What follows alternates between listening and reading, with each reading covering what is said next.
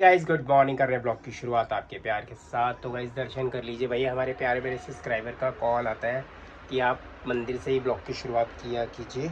और मंदिर में पूजा हो चुकी है, जोत जल चुकी है भाई, और भोग की तैयारी है। मैंगो है, दूध है, मलाई है और परांठा है भैया, पंजाबियों की शान है परांठा। तो बस भोग लगाते बना लिया भैया। डोली रोटी खाती है सुबह सुबह नाश्ते में, है ना। और सब्जी कल की पड़ी हुई है मिक्स। गुड मॉर्निंग हो चुकी है भैया, सुबह मंदिर में पूजा हो चुकी है, भोग लग चुका है भैया। नाश्ता कर चुके हैं पराठे के साथ मिक्स वेज का, और सार्थक भी जा चुका है अपना ऑफिस। काकू की तो छुट्टियां पड़ी हुई है भैया। सार्थक का वर्क फ्रॉम होम था 3-4 दिन लगातार, कल उसने लिया था, Saturday Sunday work from home था। तो बाकी भी ऑफिस गया हुआ है। बस हमारा तो भैया आपको पता है पंजाबियों का भैया पराठे का इस साथ ही नाश्ता होता है। वैसे पराठा मैंने खाया कम से कम 4-5 दिन बाद। वैसे तो ओट्स वगैरह का, मूसली का ब्रेकफास्ट होता है हमारा सुबह सुबह मॉर्निंग के अंदर। तो सार्थक ने कल मुझे नाश्ता कराया था राइस केक के ऊपर जैम और पीनट बटर लगा के वो दिया था। वो भी सही है, हेल्थी ऑप्शन है भाई। मगर आज पराठा खाने का दिल कर रहा था। मिक्स वेज बनाया था, बहुत अच्छा बना था। और उसकी रेसिपी देखनी है तो काकू फैमिली ब्लॉग में जाके देख लेना। रात को बनाया था, बहुत बढ़िया सिंपल सोबर तरीके से। और उसके अंदर अदरक लहसुन प्याज कुछ भी नहीं था। हाँ, लास्ट में थोड़ा सा किचन किंग मसाला डाला था, क्योंकि उसमें लहसुन प्याज वो भोग नहीं लगाया हमने, तो उसमें होता है। तो बस अभी निकलते हैं फटाफट शॉप पे। चाय पी लिया है, और सबसे पहले पिया था सत्तू, क्योंकि सुबह उठते ही सबसे पहले हमने सत्तू पिया था। सत्तू सबसे बढ़िया होता है भैया, पेट को ठंडक देता है सुबह सुबह। और इस टाइम आपको पता गर्मी है, अभी 43-44 टेम्परेचर है इस टाइम दिल्ली के अंदर। और बस यहाँ से निकलते हैं भैया। हम जब छोटे होते थे ना, तब हम क्या करते थे, जब खेल के आते थे तो भूख लग रही होती थी, रोटी होती थी, रोटी में देसी घी लगाया, नमक लगाया और खा लिया। वो देसी तरीका होता था। उस टाइम बर्गर वर्गर ये चीज़ें नहीं होती थी। समोसा हुआ करता था और ब्रेड पकौड़ा हुआ करता था। 2 चीज़ें हुआ करती थी ना डॉली हमारे टाइम में। होती तो थी बट वही है, बहुत दिखती नहीं थी वो हमें दिखती नहीं थी, बहुत कम मतलब होता था कि बहुत भैया कभी दिख के तो खा लो। हाँ, बड़े बड़े कैफ़ेज़ वगैरह जो होते थे, होटल होते थे, उनमें होते थे, फोन रेस्टोरेंट। बहुत बहुत अमीर लोगों के पास होता था, हाँ। हर किसी के पास नहीं होता था भाई। तो गाइस फ़ोन मैंने 99 से स्टार्ट किया था, 1999 से फ़ोन स्टार्ट किया था। सबसे पहले मुझे याद है मैंने सोनी एरिक्सन का फ़ोन लिया था, इतना बड़ा। एक नोकिया का फ़ोन होता था इतना बड़ा, किसी को मारो ना भैया उसका सर ही फट जाए। इतना बड़ा होता था नहीं इतना? पेजर तो छोटा होता था। अच्छा, वो पेजर छोटा होता था, फ़ोन इतना बड़ा होता था ना नोकिया का। मुझे याद है 3010 पता नहीं कौन सा नंबर था। नोकिया के सबसे पहले फ़ोन आते थे। मैंने हर 6 महीने बाद फ़ोन चेंज किया करता था। और एक पैनासोनिक का फ़ोन आया था, हम मंसूरी गए थे, मुझे याद है डॉली और मैं लेने गए थे। तब वो फ़ोन इंडिया के अंदर 4-5 जगह ही आया था। गफ़ार में आया था, वहाँ से लेके आए थे। इतना छोटा सा माचिस की डिब्बी जितना फ़ोन था पैनासोनिक का। देखा था ना जो मंसूरी में हम गले में डाल के गए थे, छोटा सा फ़ोन था। हाँ, उसका एंटीना सा निकला होता था फ़ोन का, वो मोबाइल फ़ोन होता था। और वो फ़ोन था तकरीबन 11,000 रुपये का, तब लिया था मैंने, ठीक है। और वो फिर हाँ, कितना होता था तब 11,000 की वैल्यू थी भाई। 2000 आपको मैं बात बता रहा हूँ, 2004 के आसपास की बात, 2003-2004 के आसपास की बात बता रहे थे। इतना छोटा सा फ़ोन, डिब्बी वाला फ़ोन आता था।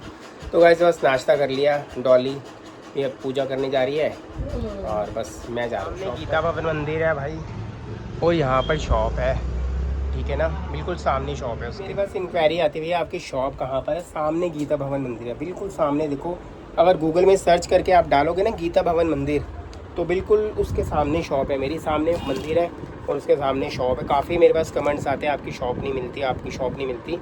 भाई बिल्कुल मंदिर के बिल्कुल सामने देखोगे तो आपको शॉप मिल जाएगी।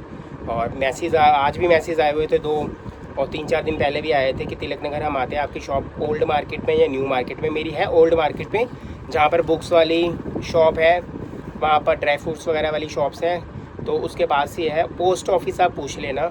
तिलक नगर का पोस्ट ऑफिस एक ही है, बिल्कुल जस्ट उसके पास में ही है गीता भवन मंदिर, उसके जस्ट सामने ही मेरी शॉप है। ताज़ा गन्ने का जूस निकलवा लिया भैया लेने के लिए, भैया से पैकिंग चल रही है। लंच में मैं आ गया था भैया, आते गन्ने का जूस पिया है, ठीक है। और ये कुछ को मैंगो शेक बना के दिया। तो हमने कुछ प्लानिंग की थी, इन्होंने देख लिया। तो गाइस इनका भांडा फूट गया है डॉली का। हुआ क्या है, ये कोई भैया को बोलूंगा भैया 1 बजे से 1 बजे तक आया करो, 1 बजे के बाद मत आया करो। तो गाइस टाइम देख लो, टाइम पूरा 2:30 बजे है। मैं पूरे 2:30 बजे आया हूँ मेरा घर पे। अकेले का नहीं, तुम्हारे बेटे का भी भांडा फोड़ूंगा। लंच करने आया था मैं, ठीक है। मैं आया था लंच करने के लिए। मैं थोड़ा सा जल्दी आ गया। काकू कहता पापा गन्ने का किसने कहा था जल्दी आने को? काकू ने कहा था गन्ने का जूस लेके आना पापा आते हुए। जल्दी आने को तो नहीं कहा था, बाद में कहा था। मुझे किसी को फैब्रिक दिखानी थी भैया से, तो उसीलिए मैं थोड़ा सा हमारा जल्दी आ भांडा क्यों फोड़ किया तुमने आपके काम खा? तो मेरी भांडा की फोड़ के डॉली अभी कुछ खा रही है आराम कोई से नहीं, मजे दिखा से। दो जो खा रहे, मैं छोले भटूरे खा रहा हूँ। तो भाई छोले भटूरे अमन भैया लेकर आए थे। अमन भैया ने दिए हैं छोले भटूरे। ठीक है, छोले भटूरे अगर जैसे कोई नींद आ रही हो या कुछ आपको डिप्रेशन में जा रहे हो आप या कुछ लग रहा हो तो छोले भटूरे खाओ, ठीक हो जाता है। ठीक है, नींद आ रही, डिप्रेशन में जा रहे हो। डॉली को नींद आ रही थी, छोले भटूरे खा लिए इसने। नहीं, तो मेरे को नींद नहीं आती, मैं आराम से अपनी भाई भाभी से बात कर रही थी गाँव में, तो guys, वीडियो कॉलिंग कर रही थी। उड़ीसा में गए हुए हैं इसके भैया और भाभी जो गुड़गांव में रहते हैं, वहाँ के नज़ारे ले रहे हैं। बहुत अच्छा मौसम है वहाँ पर उड़ीसा के अंदर। बहुत गाँव गर्मी में है, बहुत गर्मी। गर्मी है तो भाई बाहर से एसी चला दे भाई, गर्मी यहाँ से भी आ रही है भाई। गर्म हवा आ रहा है, पीछे दरवाजा तो गए सारा दिन एसी में बैठे रहो ना, आपके घर में ये दरवाज़ा खुला हुआ है। वैसे हवा तो ताज़ी आती है, सर्दियों में सही आती है हवा। आपको एसी चला तो ये कुछ सरप्राइज़ वगैरह कर रहे थे मेरे लिए, माँ और बेटे वगैरह दोनों मिलके।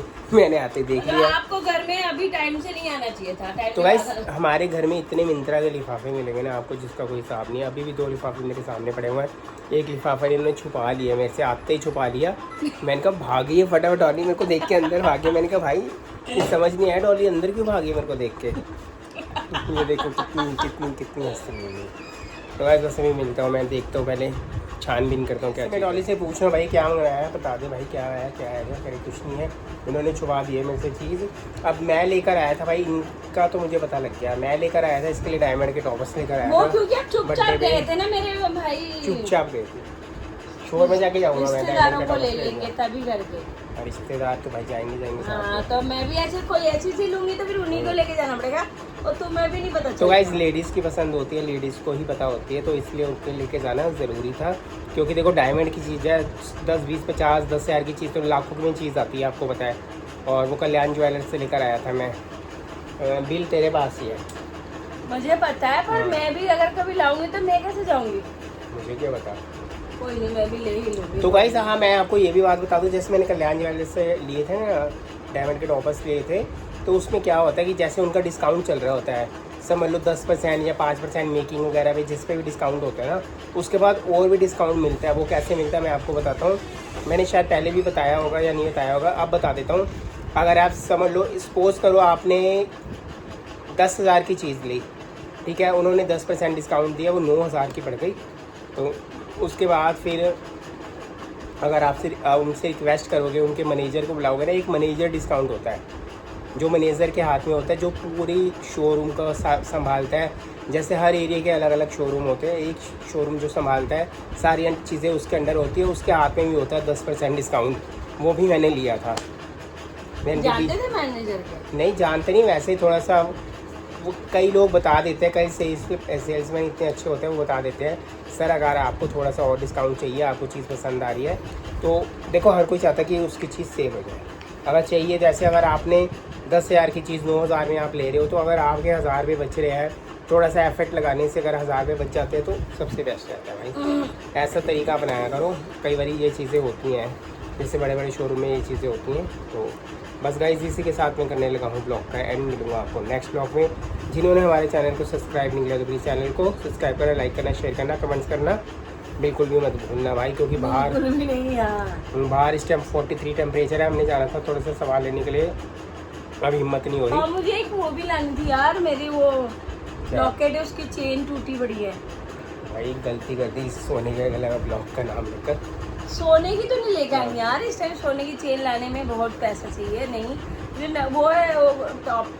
तो गाइस सोने का भैया जी कोई चीज़ डालने में नहीं चाहिए। मैं जस्ट अभी 15 दिन पहले मेरे घर अरे वो जो पेंडल है ना, उसकी चेन चाहिए ना, चेन टूट गई है मेरी। चलो ठीक है, चेन तो लोग नकली ले, टैंकर लगवा दो ना, नकली ला दो, ये नकली अच्छा नकली चेन ला के देंगे 1 ग्राम नकली ला दो। वाली साई होंडा वाली भाई साइंडा चले, भाभी जाती है ना।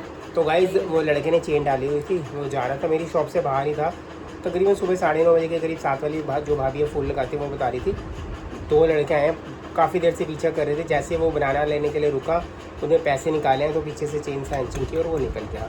भैया गोल्ड डालना आजकल बिल्कुल बेकार है, डुप्लीकेट मोदी डालो। जी ने मना तो कर दिया है, हाँ। बाहर मत घूमो, गोल्ड मत खरीदो, कुछ भी मत करो। तब भी लोग जाए तो गाइस मोदी जी ने मना किया तब भी तो भाई इसीलिए लोग सारे बाहर चले गए दिल्ली तो दिल्ली छोड़ के मनाली सारे सब मनाली, जगह चले गए। कुल्लू, शिमला, पता नहीं अमरनाथ, वो और यार कहाँ उन्होंने कहाँ, तो पता अपने नहीं। मतलब देश के प्रति उन्होंने बोला होगा। बाकी देखो हर कोई जाता है यार, देखो थोड़ा बहुत तो हर कोई जाता है अब भाई। जिनको शादियां करनी हो गोल्ड तो लेंगे ही ना, हाँ। थोड़ा बहुत। अब थोड़ा बहुत तो गोल्ड लेना बनता ही है। और साथ में ये भी है ना, अगर ये बात मान के चलो आप कि अगर आप एक साल में अगर 10 दिन बाहर चले भी जाते हो तो कोई दिक्कत नहीं होती यार। हर चीज़ पैसा नहीं होता, थोड़ी सी लाइफ भी होती है बाहर घूमने की। लाइफ अगर जियोगी नहीं तो आपकी जिंदगी का फायदा भी है। मतलब इसलिए हम भी योजना बना रहे हैं बाहर जाने की। अब देखो कब इतनी गर्मी में योजना बना भी रहे हैं, सोच भी रहे, फिर सोच रहे अच्छा ये हम जैसे एंड में गए थे ना, आपके जन्मदिन मनाया था, अब जन्मदिन पे ले चलो, वही मना लेते, अभी टाइम है। तो गाइस फिर मिलेंगे आपको नेक्स्ट ब्लॉग में। Bye bye.